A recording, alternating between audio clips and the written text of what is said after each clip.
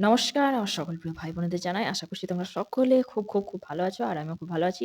আচ্ছা, ১ম এ বলে নেই যে আগের দিনের যে আমি ভিডিওটা দিয়েছিলাম, সেটার আজ কনক্লুশন ১ম এ বলব। তারপরে আজকেও আরেকটা অন্যরকম পুরো টপিকের ভিডিও। মানে একদম পুরো অন্যরকম টপিক নিয়ে আমি এসেছি। কিছুদিন যাবৎ তোমরা যেরকম ব্লগ দেখছিলে আমার, সেরকম আবার ব্লগ পোস্ট হবে। তো ১ম এ আগের দিনের ভিডিওটার কনক্লুশন বলে নিই। আগের দিন অ্যাকচুয়ালি আমি বলতে চেয়েছিলাম যে মানে তোমাদেরকে বোঝাতে চেয়েছিলাম যে এই বইটা পড়ে আমি যেটা বুঝেছি সেটা হচ্ছে আহ রিচ তাকেই বলে যার কাছে ধরো পর্যাপ্ত পরিমাণে টাকা রয়েছে। ঠিক আছে? সেই টাকা দিয়ে সে আ প্রত্যেকদিন বেঁচে থাকার জন্য যেটুকু খাওয়া প্রয়োজন সেটুকু ভালোভাবে খেয়ে পরে বাঁচতে পারছে। আর তার পাশাপাশি সে তার আ আশেপাশে থাকা পরিবারের লোকজন আর তার নিজস্ব লাইফ বলতে তোমার পড়াশোনার লাইফ হতে পারে অথবা আ তোমার কোনো জবের লাইফ হতে পারে। সমস্ত কিছুর কাজ যে ব্যালেন্স করে করতে পারে, ঠিক আছে? যে ব্যালেন্স করে চলতে পারে সেই হচ্ছে আসল জীবনের ধনী। মানে রিচ ব্যক্তি। আর হ্যাঁ, রিচ হওয়ার অধিকার প্রত্যেকেরই আছে এবং প্রত্যেকের মধ্যে কিছু না কিছু বিশেষ বৈশিষ্ট্য রয়েছে যে যা ব্যবহার করে রিচ তারা হতে পারে। তো এই হচ্ছে কালকের কনক্লুশন। আর যদি এটা মনে হয়ে থাকে যারা বড়রা দেখছেন ভিডিওটা যে আম এটুকু বয়সে আমি এরকম রিচ সম্পর্কিত এরকম এত কিছু কথা বলে দিলাম। তো আপনাদের কাছে এক্সট্রিমলি সরি। ঠিক আছে? আচ্ছা, তো আজকের টপিকে চলে যাই। আজকে আরো একটা নতুন অন্যরকম একদম পুরো টপিক নিয়ে কথা বলব। তবে এই টপিকটা অবশ্য অনেকেই জানো। আবার থাম্বনেল দেখেও যারা এসেছো সেই টপিকটা অবশ্যই আমি বলব যে চলো তার আগে একটু আমি ফ্যানটা খেয়ে নিই।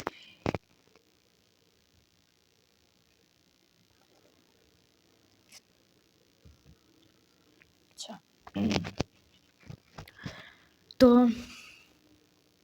আজকের টপিক হচ্ছে তোমার যে তোমার কোনো বন্ধু-বান্ধবী, তোমার কোনো বন্ধু-বান্ধবী বা কাছের মানুষ অর্থাৎ প্রেমিক-প্রেমিকা।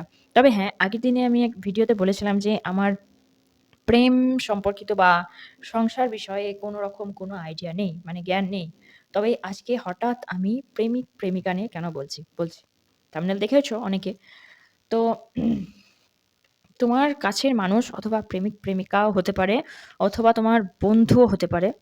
আচ্ছা, তো বন্ধু হতে পারে, বান্ধবী হতে পারে, বেস্ট ফ্রেন্ড হতে পারে, ক্লোজ ফ্রেন্ড হতে পারে, বেস্টিও হতে পারে। ঠিক আছে? তো এই সকল মানুষদের মধ্যে তোমার মানে তোমার এই সকল মানুষরা কি আ দেবাদিদেব মহাদেবের ভক্ত? সেটা ১ম দেখে নেবে। ঠিক আছে? তো অ্যাকচুয়ালি কি বলতো? দেবাদিদেব মহাদেব যদি তার কোনো কিছু পছন্দ না হয়, সে তোমার এই পৃথিবীতে সৃষ্টিই বলতে পারো। অথবা এই পৃথিবীতে মানে যে সমস্ত জিনিস সৃষ্টি হয়েছে সেই সৃষ্টিও বলতে পারো। অথবা ধরো আ কোনো মানুষের কাজও হতে পারে। ঠিক আছে? যেটা দেবাদিদেব মহাদেবের পছন্দ হয় না, তিনি কি করেন? তিনি তুরন্ত সেটা ধ্বংস করে দেন। তবে হ্যাঁ, ধ্বংস মানে কিন্তু তিনি তার ক্ষতি করতে চান এমনটা কিন্তু নয়। ঠিক আছে? তিনি ধ্বংস করেন এ কারণে যে সেখানে নতুন কিছু যেন সৃষ্টি হয়। ঠিক আছে? কারণ মনে রাখবে যে আমরা প্রত্যেকটা গল্পে দেখতে পাই যে ধ্বংসের পরেই কিন্তু নতুন কিছু সৃষ্টি হয়ে থাকে। যেমন দেখো যদি পৃথিবীর আগের ইতিহাসে যদি আমরা দেখি যে আগে কিন্তু ডাইনোসর বলে একটা প্রাণী থাকতো, যার জন্য এই মানুষ নামক প্রাণীর কিন্তু জন্ম হয়নি। তো সেই ডাইনোসর কি হয়েছে? ডাইনোসর ধ্বংসের পরেই কিন্তু এই মানুষ নামক এই বুদ্ধিমান প্রাণীর জন্ম হয়েছে।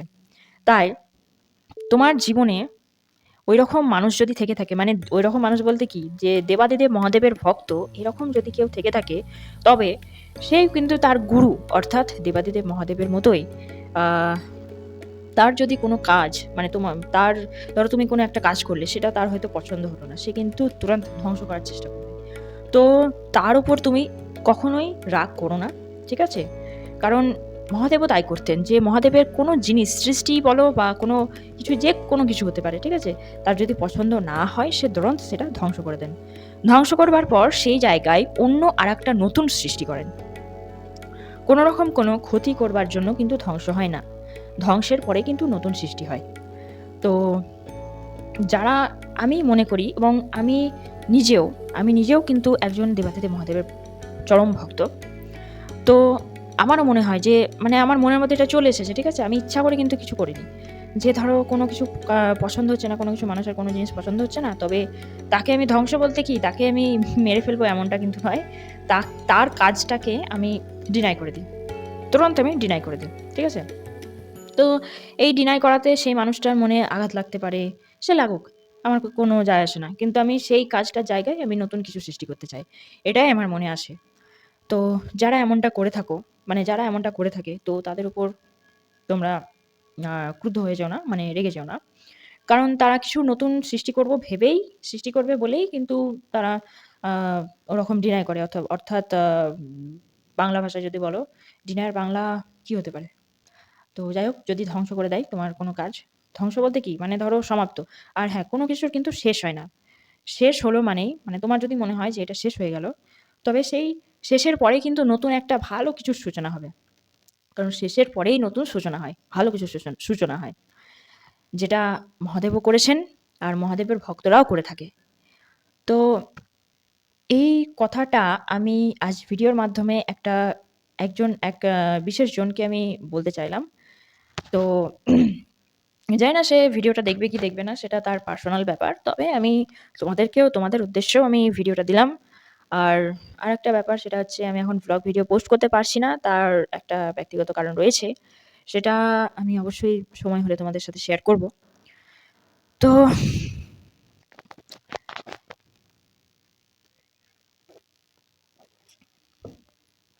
তো এটাই বলার ছিল যে